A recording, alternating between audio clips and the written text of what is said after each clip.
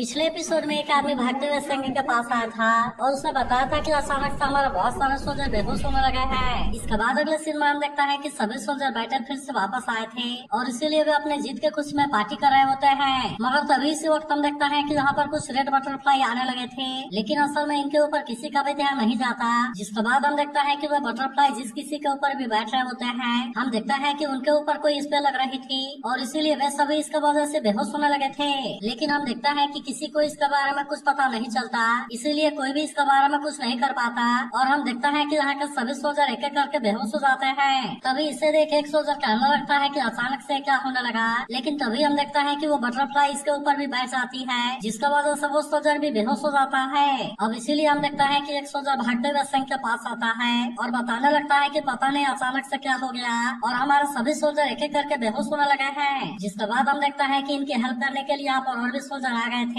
लेकिन हम देखता है कि वे भी इस बात से काफी परेशान होते हैं और इनको भी समझ में नहीं आता कि अगर ऐसा ही चलता रहा तो वे इसके बारे में क्या करेंगे। वहीं उधर हम देखता है कि एक हीलर अपने पावर का यूज कर रही थी और इस तरह से वो इनको हील करने की कोशिश कर रही होती है, लेकिन तभी हम देखता है कि बाकी लोग भी यहाँ पर आ गए थे और शायर की मदद कहने लगती है कि अगर ऐसा ही चलता रहा तब तो हमारा एक्सोर्सिज्म पास पूरी तरह से बर्बाद हो जाएगा। लेकिन तभी इसी बीच हम देखता है कि इनको बेहोश हुए सोल्जर के बॉडी के ऊपर कोई सिंबल दिखाई देती है, इसीलिए इसे देखते ही शायर की मदद काफी परेशान हो जाती है और फिर कहने लगती है कि आखिरकार एक ऐसा सिंबल है क्योंकि आज तक मैंने इसे कहीं भी नहीं देखा। तब इस पर हीलर कहती है कि बैटलफील्ड से आने के बाद सभी सोल्जर अचानक से बेहोश हो गए और इसीलिए मैं भी इसके बारे में कुछ नहीं कह सकती। लेकिन तभी हम देखता है कि सिंह शायद इसके बारे में समझ गया था, इसीलिए वो कहने लगता है कि यह जरूर किसी डिमन गॉड का फॉरबिडन स्पेल है, जिसका सीधा मतलब है कि एक्सोर्सिज्म पास के बाहर कोई डिमन गॉड है। तब इसके ऐसी बात सुनकर शायर के मदर को भी इसके बारे में चिंता होने लगती है, इसीलिए वो कहने लगती है कि कहीं ऐसा तो नहीं कि यहाँ पर कोई ऐसी जगह है जहाँ पर कि हमने पहले कभी एक्सप्लोर नहीं किया।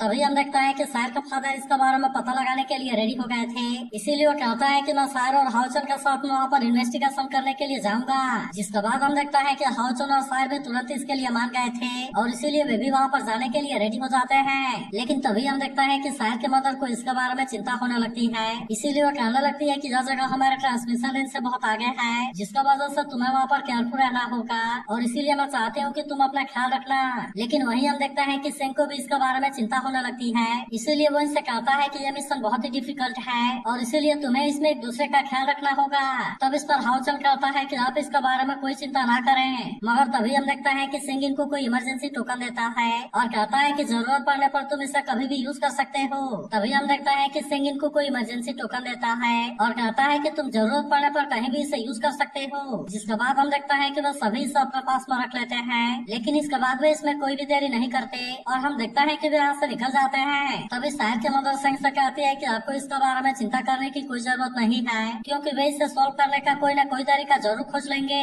लेकिन इस पर सिंह कहता है कि डिमन गॉड इस पर पूरी तरह से आ रहे हैं, इसीलिए मुझे लगता है कि इसमें जरूर कोई उनकी चाल है और मुझे ऐसा फील होता है कि ये मैटर उतना सिंपल नहीं है। वहीं हम देखता है कि सभी लोग इन्वेस्टिगेशन करने के लिए निकल गए थे, जहाँ हम देखता है कि शायर का फादर रास्ते में कुछ लगा रहे होते हैं और कहता है कि अगर यहाँ पर कोई भी डेंजर हुआ तो फिर हम इसका यूज करके तुरंत यहाँ से निकल जाएंगे। मगर तभी हम देखता है कि इनके रास्ते में बहुत सारे डिमन आने लगते हैं, इसीलिए शायर तुरंत अपना पावर का यूज करने के लिए रेडी हो गई थी और हम देखता है कि वो अपना पावर का यूज करके इनको मारने लगती है। तभी हम देखता है कि हाउचन भी अपने पावर का यूज करके अटैक करने लगा था और इसीलिए ये डिमन इनके सामने कुछ भी नहीं कर पाते। लेकिन तभी हम देखता है कि शायर के फादर ने 4 ग्रुप में डिवाइड होने का डिसाइड कर लिया था और इसीलिए वो शायर और हाउचन से कहता है कि तुम अपना ख्याल रखना। जिसके बाद हम देखता है कि शायर और हाउचन भी इसके लिए मान गए थे और अब इसीलिए वे यहाँ से अलग अलग रास्ते से होकर जाने लगता है। लेकिन वहीं हम देखता है कि इस समय सभी डिमन रेस्ट कर रहे होते हैं और इसीलिए इनमें से कोई भी इनके ऊपर ध्यान नहीं देता। लेकिन वहीं हम देखता है कि हाउचन और शायर भी यहाँ पर आ गए होते हैं और वे देखता है कि 2 डिमन आपस में किसी चीज के बारे में बात कर रहे होते हैं और फिर वे यहाँ से कहीं पर जाने के लिए निकल गए थे। जिसके बाद हम देखता है कि हाउचन और शायर भी इसके बारे में पता लगाने के लिए रेडी हो गए थे, इसीलिए वे भी इनके पीछे जाने लगता है ताकि वह जान सके कि आखिरकार वे जा कहाँ रहे हैं। जिसके बाद हम देखता है कि वे डिमन किसी गुफा में एंटर करते हैं और इसीलिए हाउचन और शायर भी इनके पीछे आ जाते हैं। लेकिन तभी हम देखता है कि यहाँ पर कोई पिलर होती है और वे दोनों डिमन यहाँ के लिक्विड के अंदर कूद जाते हैं। जिसके बाद हम देखता है कि डिमन की मौत हो गई थी और फिर इनकी एनर्जी पिलर के अंदर जाने लगती है। वही उदाहरण देखता है कि हाउचन और शायर भी ये सारी चीजें देख रहे थे और फिर शायर कहने लगती है कि शायद यही चीज डिमन के फॉरबिडन टेक्निक का एनर्जी सोर्स है। जिसके बाद हाउचन कहता है कि यह तो असल में अपने ही क्लाइंट के फ्लेश और ब्लड के सहारे है। तभी शायर कहने लगते हैं कि अगर हमने इसे किसी तरह से डिस्ट्रॉय कर दिया, तब इस तरह से हम अपने सोल्जर के ऊपर सब फॉरबिडन स्पेल को हटा सकते हैं और शायद ऐसा हो सकता है कि इस तरह से हम उनको बचा सके। लेकिन तभी इसी वक्त हम देखता है कि यहाँ पर कोई डिमन आ गया था और अब इसीलिए वे इसके बारे में कुछ भी नहीं कर पाते। तभी अचानक से हम देखता है कि इनके सामने कोई पावर जनरेट होने लगती है और फिर एक डिमन इनके सामने आते हुए कहता है कि यहाँ पर आने की तुम्हारी हिम्मत कैसे हो गई। लेकिन इसके बाद भी हम देखता है कि हाउसन और सायर को इसके बारे में कोई चिंता नहीं होती, इसीलिए वे अपने पावर को फिर से एक्टिवेट करने के लिए रेडी हो गए थे और हम देखता है कि वे इसका यूज करके अटैक करने के लिए भी चले जाते हैं। लेकिन इसके बाद हम देखता है कि यहाँ पर एक साथ में बहुत सारे डिमन आ गए थे और वे इन पर अटैक करने के लिए रेडी हो जाते हैं। लेकिन इसके बाद भी हम देखता है कि सायर और हाउसन इतना आसान से हार मानने वाले नहीं होते, इसीलिए वे भी अपने पावर का यूज करके अपने आप को इनके अटैक से बचाने लगता है। लेकिन वहीं हम देखता है कि वो डिमन भी इतना आसानी से हार मानने के लिए रेडी नहीं होता और इसीलिए वो भी अपने पावर का यूज करके अटैक करने लगा था। तभी हम देखता है कि सायर भी इसके ऊपर अटैक करना शुरू कर देती है, जिसकी वजह से वो डिमन इसके ऊपर काफी गुस्सा हो जाता है और कहता है कि मैं तुम्हें मार दूंगा। वही उधर हम देखता है कि हाउसन भी अपने पावर का यूज करके अटैक करने लगा था, इसीलिए अब कोई भी डिमन इसके सामने कुछ भी नहीं कर पाता और हम देखता है कि वो इनको बहुत ही आसानी से मारने लगता है। तभी इसी बीच हम देखता है कि एक डिमन पिलर के ऊपर आ गया था और अब इस तरह से वो अपने पावर का यूज करके इन पर अटैक करने की कोशिश करता है। लेकिन इसके बाद भी हम देखता है कि सायर को इसके बारे में कोई चिंता नहीं होती और इसीलिए वो इसके अटैक को बहुत ही आसानी से रोक लेती है। लेकिन वही हम देखता है कि हाउसन भी अपना पावर का यूज करने के लिए रेडी हो गया था और इसीलिए वो इसके अटैक को बहुत ही आसानी से रोकने लगता है। तभी हम देखता है कि सायर भी अपना पावर का यूज करके इस पर अटैक कर देती है और इस तरह से उसने इसे बहुत ही आसानी से मार दिया था। लेकिन तभी हम देखता है कि इनके चारों तरफ कोई पावर जनरेट होने लगी थी, इसीलिए हाउसन समझ जाता है कि ये तो असल में कोई इल्यूजन है। लेकिन इसके बाद हम देखता है कि इनके सामने एक बहुत ही खूबसूरत डिमन गॉड आ गई थी और फिर इनसे कहने लगती है कि क्या हुआ, क्योंकि मैंने तो इसे तुम्हारे लिए ही तैयार किया है। इसके बाद हम देखता है कि वो इनके सामने अंगड़ाई भी लेने लगती है और फिर कहती है कि क्या तुम्हें इसमें मजा आया है। लेकिन इसके बाद हम देखता है कि वो इनके ऊपर प्रेशर को भी क्रिएट कर देती है, जिसके बाद हाउसन समझ जाता है कि ये तो असल में लव डिमन है और वो असल में अपने मैजिक से लोगों के हार्ट को पकड़ने में माहिर है। फिर हमें पता चलता है कि इसका मैजिक से निकल पाना बहुत ही मुश्किल है और यहाँ तक कि अगर कोई लेवल 9 वाला मास्टर भी इसके जाल में फंस गया तो उसके लिए भी इसके मैजिक से बाहर निकल पाना काफी मुश्किल हो जाएगा। तभी हाउसन कहने लगता है कि लव डिमन तो इतनी खतरनाक है, लेकिन इसके बाद भी वो एक्सेसिज्म पास में इतना शांति से क्यों छुपी है। तभी इसी बीच हम देखता है कि हाउसन इमरजेंसी टोकन को भी यूज करने की कोशिश करता है, लेकिन वो इसका पावर का वजह से इसका भी यूज नहीं कर पाता। तभी लव डिमन सायर से कहते हैं कि फाइनली तुम यहाँ पर आ ही गई और मैं तो काफी टाइम से तुम्हारा ही वेट कर रही थी। तब इसे देख हाउसन समझ जाता है कि इसकी असली टारगेट असल में सायर है और फिर वो याद करने लगता है कि जब इसका पहला वाला डिमन भी इसे पकड़ने के लिए आया था तब वो भी कह रहा था कि फाइनली मैंने तुम्हें पकड़ लिया और यहाँ तक कि इसके लिए हमने तो एक डिमन गॉड को भी सेक्रीफाइस कर दिया। फिर वो कहने लगा था कि मैं तुम्हारे सिर को काटने के लिए जा रहा हूँ और फिर मैं इसे उस डिमन गॉड को डेडिकेट करूंगा। जिसके बाद हाउसन समझ जाता है कि ये तो असल में इसकी चाल है और ये सब उसने सायर को पकड़ने के लिए किया है। तभी हम देखता है कि लव डिमन अपना पावर का यूज करके सायर को यहाँ से ले जाने लगती है, लेकिन इसके बाद भी हम देखता है कि हाउसन इतना आसान से हार मानने वाला नहीं होता और इसीलिए वो फिर से सायर को बचाने के लिए जाने लगता है। लेकिन इसके बाद भी हम देखता है कि वो इसे बचाने के लिए कुछ भी नहीं कर पाता, क्योंकि लव डिमन अपने पावर का यूज करके इसे सायर से बहुत ही आसान से अलग कर देती है और फिर हम देखता है कि उसने हाउसन को यहाँ से कहीं दूर फेंक दिया था। लेकिन वही हम देखता है कि लव डिमन सायर को पकड़ने में कामयाब हो गई थी, जिसके बाद कि वो इसे अपने पास में लेकर भी आ जाती है और फिर वो कहने लगती है कि मैंने तो तुम्हारे लिए इतना मेहनत किया, लेकिन वैसे भी तुम बहुत ही ब्यूटीफुल हो और इसीलिए तुम मेरे सक्सेसर बनने के लिए काबिल हो। लेकिन वही हम देखता है कि सायर को ये सब बिल्कुल भी पसंद नहीं आता, इसीलिए वो लव डिमन से कहती है कि तुम अपने गंदे हाथों से मुझे टच करने की कोशिश ना करो और फिर हम देखता है कि वो इसके ऊपर अटैक करने की भी कोशिश करती है। लेकिन इसके बाद भी हम देखता है कि लव डिमन ने अपने आप को इसके अटैक से बहुत ही आसानी से बचा लिया था और फिर कहती है कि तुम तो गुस्सा होने पर और भी ज्यादा ब्यूटीफुल लगती हो। तभी हम देखता है कि सायर फिर से अपने पावर का यूज करके इस पर अटैक करने की कोशिश करती है, लेकिन लव डिमन ने अपने पावर का यूज करके इसे बहुत ही आसानी से रोक लिया था और फिर कहती है कि मैं तो तुम्हें और भी ज्यादा पसंद करने लगी। लेकिन इसके बाद भी हम देखता है कि सायर इतना आसानी से हार मानने वाली नहीं होती और कहने लगी थी कि मैं तुम्हारे बारे में सब कुछ जानती हूँ। फिर वो कहने लगती है कि तुम 4 स्पेशल हॉल की सेंट हो, इसके अलावा तुम्हारे पास में डेथ गॉड की फेवर भी है, इसी के साथ तुम इंसानों की प्राउड डॉटर हो, लेकिन असल में रिलेटिव ने तुम्हें अबेंडन कर दिया था और यही वजह है कि तुम्हारी लाइफ इतनी ज्यादा पेनफुल है। मगर अभी भी हम देखता है कि सायर इसके ऊपर अटैक करने की कोशिश कर रही होती है, जिसके बाद लव डिमन सायर से कहती है कि क्या तुम इन हिपोक्रीट कर इंसानों से हेट नहीं करती। मगर अभी भी हम देखता है कि सायर इतने आसानी से इसके बातों में आने वाली नहीं होती, इसीलिए वो उससे कहती है मुझे नहीं पता कि तुम किस बारे में बात कर रही हो। और हम देखता है कि वो डेथ गॉड के 7 अल्टीमेट स्किल में से फर्स्ट स्किल का यूज करके अटैक करने के लिए रेडी हो जाती है। मगर अभी भी हम देखता है कि लव डिमांड इतना आसानी से मानने वाली नहीं होती, इसीलिए वो शायर को बहुत ही आसानी से रोक देती है और फिर कहने लगती है कि आखिरकार तुम इसके लिए मना क्यों कर रही हो और मैं चाहती हूँ कि तुम जल्दी से मेरी सक्सेसर बन जाओ। फिर वो कहने लगती है कि अगर तुम इसके लिए मान गई तब इस तरह से चियानुंग जो पूरे हिस्से में सबसे ताकतवर बन जाएगा, जिसके बाद पूरा कॉन्टिनेंट ही तुम्हारे सामने घुटने टेकेगा। और इसके अलावा ऐसा भी हो सकता है कि तुम उन तीनों को हिला दो जो कि आज से पहले कभी भी नहीं हिले थे। फिर वो कहते हैं कि तुम इस तरह से अपना बदला भी ले सकती हो और कोई भी तुम्हें रोकने के लिए कुछ नहीं कर पाएगा। लेकिन इसके बाद भी हम देखते हैं कि शायर इतना आसानी से इसके बातों में आने वाली नहीं होती, इसीलिए वो फिर से इस पर अटैक करने की कोशिश करती है और कहती है कि तुम जो कह रही हो मुझे उसके बारे में कुछ भी याद नहीं है। मगर वहीं हम देखता है कि लव डिमांड भी इतना आसानी से हार मानने वाली नहीं होती और फिर कहती है ये कैसे पॉसिबल है कि तुम्हें इसके बारे में याद नहीं है। तभी अचानक से शायर फिर से इस पर अटैक करने की कोशिश करती है, लेकिन इस बार भी लव डिमांड ने अपने आप को बहुत ही आसानी से बचा लिया था। इसके बाद वो कहने लगती है कि अगर तुम इसके बारे में भूल गई तो क्या इसके वजह से मेरी सारी तैयारी बेकार नहीं हो जाएगी। मगर इसके बाद भी हम देखते हैं कि शायर इसके बातों पर ध्यान नहीं देती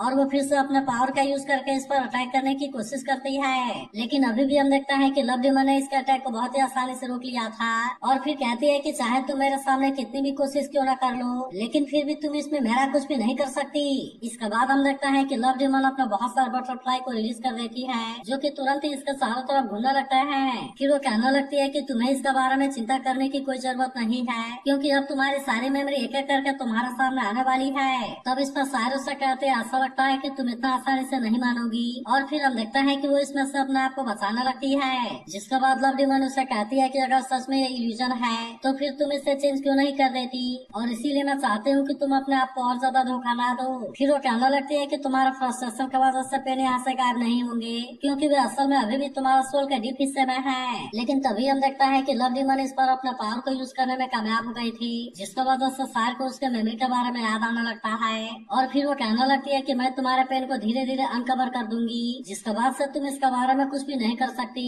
और फिर उस तरह से तुम मेरे बाहों में आ जाओगी। लेकिन अब हम देखते हैं कि शायर ज्यादा टाइम तक इसका सामना नहीं कर पाती और फिर वो अपने आप को किसी जगह में गिरते हुए देखने लगती है। लेकिन इसके बाद हम देखता है कि शायर यहाँ पर कुछ भी नहीं कर पाती और बहुत सारे इविल पावर इसे अपना तरफ खींचने लगता है। इसके बाद वो कहती है कि अब तुम इस जर्नी को एंजॉय करो और फिर हम देखता है कि वो इसे पूरी तरह से अपने कब्जे में लेने वाली होती है। इसी के साथ वो कहने लगती है कि अब तुम मेरी हो जाओगी। लेकिन तभी इसी वक्त हम देखता है कि हाउचन यहाँ पर आ गया था और वो सीधा शायर को बचाने के लिए जाने लगता है। जिसके बाद हम देखता है कि लव डिमांड इस बात से काफी परेशान हो गई थी और उसे कुछ भी समझ में नहीं आता कि हाउचन ने इसे ब्रेक कैसे कर दिया। तभी हम देखता है कि लव डिमांड हाउचन के अटैक को बहुत ही आसानी से रोकने लगती है और इसीलिए हाउचन इसमें इसका कुछ भी नहीं कर पाता। लेकिन इसके बाद भी हम देखता है कि हाउचन इतना आसानी से हार मानने वाला नहीं होता क्योंकि वो शायर को किसी भी तरह से ऐसा बचाना चाहता है और इसीलिए हम देखता है कि वो फिर से लव डिमांड के ऊपर अटैक करने की कोशिश करने लगता है। लेकिन इसके बाद भी हम देखता है कि लव डिमांड इसे रोकने के लिए सामने आ जाती है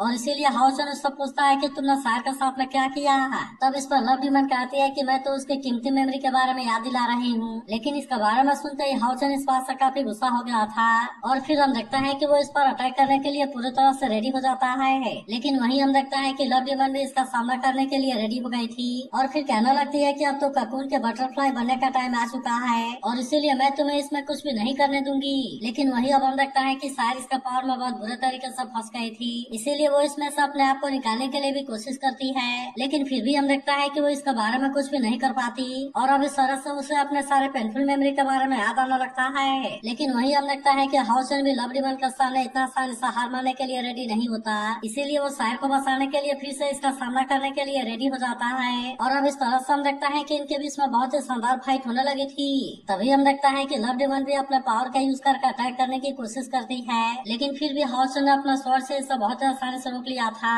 और इसीलिए लव डिमांड भी इसका कुछ नहीं कर पाती। लेकिन अभी भी हम देखता है कि लव डिमांड इसे इतना आसानी से छोड़ने वाली नहीं होती, इसीलिए वो फिर से अपने पावर का यूज करके इस पर अटैक करने के लिए रेडी हो जाती है और कहती है कि अब तो मरने के लिए रेडी हो जाओ। लेकिन वहीं हम देखता है कि हाउचन को भी शायर के साथ में बिताए हुए सारे पल याद आने लगते हैं, इसीलिए वो सीधे शायर को बचाने के लिए चला जाता है और कहता है कि मैं तुम्हें उसे उन चीजों के बारे में याद नहीं दिलाने दूंगा। इसके बाद हम देखता है कि वो काफी गुस्से में लव डिमांड के ऊपर अटैक करना शुरू कर देता है, जिसे देख लव डिमांड कहती है कि अचानक से तुम इतना ज्यादा गुस्सा क्यों हो गए और कहीं तुम पागल तो नहीं हो गए हो। लेकिन इसके बाद भी हम देखता है कि हाउचन इसका बातों पर ध्यान नहीं देता और वो अभी भी इसके ऊपर अटैक करने की कोशिश कर रहा होता है। इसके बाद हम देखता है कि हाउचन फिर से इस पर अटैक करने के लिए रेडी हो गया था और कहता है कि तुम्हें सायर के साथ में ऐसा नहीं करना चाहिए। लेकिन इसके बाद हम देखता है कि वो लव डिमन को कोई चांस नहीं देता और फिर तुरंत अपना पावर का यूज करके इस पर अटैक करने लगता है। लेकिन वहीं हम देखता है कि लव डिमन भी इतना आसानी से हार मानने वाली नहीं होती,